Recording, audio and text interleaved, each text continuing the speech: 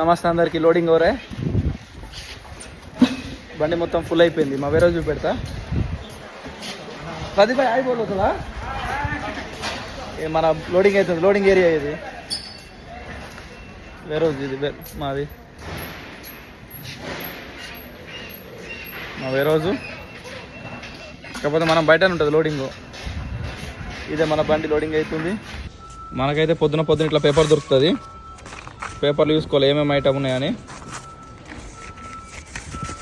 Item ఇట్లా ర్యాంప్ల మీద దొరుకుతుంది, ఇట్లా వీటిల మీద.